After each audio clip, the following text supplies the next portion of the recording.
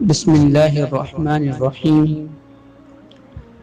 عن ابی عبداللہ مولى رسول اللہ صلی اللہ علیہ وسلم قال قال رسول اللہ صلی اللہ علیہ وسلم افضل دینار ينفقه الرجل دینار ينفقه على عیاله ودینار ينفقه على دابته في سبیل اللہ ودینار ينفقه على اصحابه في سبیل اللہ۔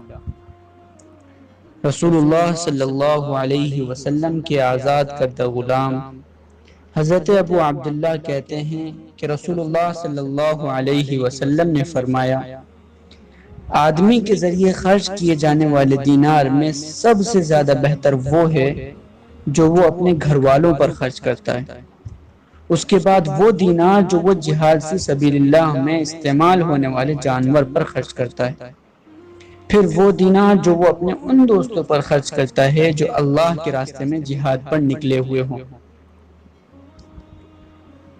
یہ حدیث ہماری سوچ اور فکر کے زاویے کو پوری طرح بدل دیتی ہے۔ ہم سوچتے ہیں کہ صدقہ صرف وہی ہوتا ہے جو کسی ضرورت مند پر یا گھر سے باہر کسی خیر کے کام میں خرچ کیا جائے۔ یہ تصور بھٹک کر بھی ہمارے ذہن میں نہیں آتا کہ گھر بار پر خرچ کرنا بھی صدقہ ہو سکتا ہے اور اس پر بھی ہمیں ثواب مل سکتا ہے۔ ایسا اس لیے ہے کہ ہم نے دنیا کو رسول کریم صلی اللہ علیہ وسلم سے سمجھنے کے بجائے خود اپنی عقل کے ذریعے سمجھنے کا جرم کیا ہے۔ نتیجہ یہ ہے کہ سب کچھ الٹا ہو گیا ہے۔ جو ہم سمجھتے ہیں وہ حقیقت میں ہوتا نہیں، اور جو ہم نہیں سمجھتے دراصل وہی ہوتا ہے۔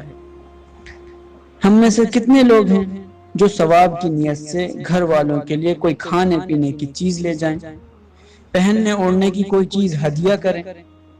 ہم ایسا کرتے ہی نہیں۔ اگر کرتے ہیں تو صرف اور صرف ضرورت کی بنا پر، صدقہ اور ثواب سمجھ کر کبھی نہیں کرتے۔ حالانکہ اللہ کے رسول صلی اللہ علیہ وسلم فرما رہے ہیں کہ گھر والوں پر خرچ کرنے کا مرتبہ سب سے اونچا ہے۔ پہلے آپ نے گھر والوں پر خرچ کا ذکر کیا، اس کے بعد جہاد کی سواری اور مجاہدین پر خرچ کا۔ اس سے اندازہ لگائیے کہ اپنے گھر والوں کو خوش رکھنے کے لیے، ان کی دلجوئی کے لیے مختلف طریقوں سے خرچ کرنا اور اس پر صدقے و ثواب کی نیت رکھنا کتنا بڑا عمل ہے۔ یہ بات اچھی طرح ذہن میں رہنی چاہیے کہ یہاں خرچ کرنے کا مطلب اندھا دھند خرچ کرنا ہرگز نہیں ہے۔ دوسری حدیثوں میں اور قرآن کریم میں فضول خرچی کی سخت برائی بیان کی گئی ہے۔ یہاں پر خرچ کرنے کا مطلب ہے کہ کبھی کبھی بیوی، بچوں اور دیگر اہل خانہ کو خوش کرنے کے لیے ان کی پسند کی کوئی چیز لے جانا، یا ان کو کچھ پیسے دے دینا کہ وہ جہاں چاہیں خرچ کر لیں، یا کبھی کبھی ان سے پوچھ کر ان کی پسند کی کوئی چیز لا دینا۔ رسول کریم صلی اللہ علیہ وسلم کے فرمان کے مطابق یہ صدقے کی اعلیٰ قسم ہے اور اس پر بڑا ثواب ہے۔ اس کی وجہ یہ ہے کہ اس طرح کے ہدیوں تحفوں سے آدمی گھر والوں کا محبوب بن جاتا ہے، اس سے گھر کا نظام مستحکم ہوتا ہے، سب لوگوں میں میل ملاپ پیدا ہوتا ہے۔ گھر کی مستحکم اور مضبوط ہونے کا مطلب ہے کہ سوسائٹی کی ایک اکائی یعنی یونٹ مضبوط ہو گئی۔ اس طرح سب لوگ اپنے اپنے گھروں میں اچھے اخلاق کا مظاہرہ کریں گے تو پورا مسلم معاشرہ ایک سیسا پھیلائی ہوئی دیوار بن جائے گا۔ ہر گھر کا محبوب ترین قائد مرد ہوگا، وہ جس طرف چاہے گا گھر کو لے جائے گا۔ گھروں کے چلنے کا مطلب ہے معاشرے کا چلنا۔ اس لیے اس حدیث میں اللہ کے رسول صلی اللہ علیہ وسلم نے گھر والوں پر خرچ کرنے کو بہترین صدقہ بتایا ہے۔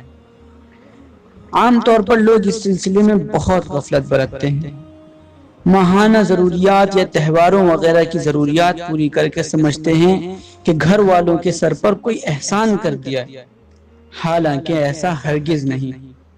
رسول کریم کے فرمان کے مطابق عام دنوں میں بھی وقتاً فوقتاً گھر والوں پر خرچ کرتے رہنا چاہیے۔